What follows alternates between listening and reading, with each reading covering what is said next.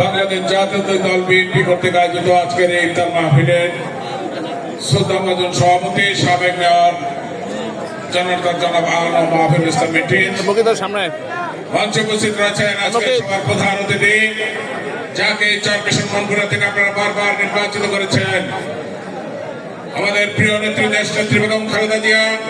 আগামী দিনে বাংলাদেশের ভবিষ্যৎ তারেক রহমানের অত্যন্ত স্নেহ, অত্যন্ত প্রিয় আমাদের শ্রদ্ধাভাজন নেতা জননেতা জনাব নাজমুদ্দিন আলম। মঞ্চে উপস্থিত রয়েছেন চেয়ারপারসন উপজেলা বিএনপির দুর্দিনের কান্ডারি, যিনি দুর্দিনে আমাদেরকে এই চেয়ারপারসনে আগলিয়ে রেখেছেন, জননেতা জনাব মোতাহার হোসেন আলমগীর মালতিয়া।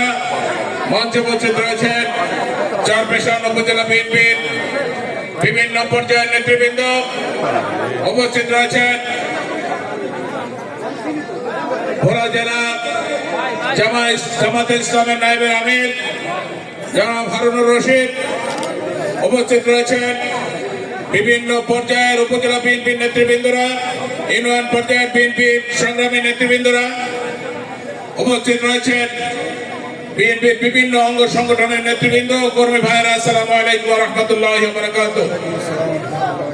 দীর্ঘ 17 বছর আমরা অত্যন্ত পরিশ্রম করেছি শেখ হাসিনার বিরুদ্ধে। আমরা মনে প্রাণে বিশ্বাস করি কি পরিশ্রম করে আমরা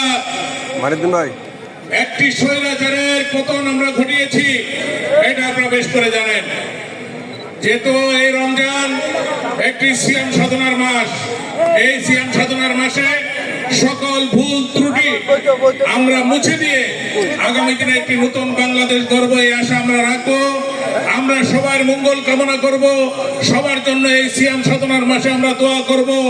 আমরা সকল ভুল ত্রুটি শুধরিয়ে আমরা আগামী দিনে এগিয়ে যাব এবং চেয়ারপারসন মনপুরা থেকে আমরা লক্ষ লক্ষ ভোটের ব্যবধানে আমাদের প্রিয় নেতাকে নাজমুদ্দিন আলমকে আবারও আমরা নির্বাচিত করব, এই আশা ব্যক্ত রেখে সবাইকে ধন্যবাদ জানিয়ে আমি আমার সংবাদ শেষ করছি।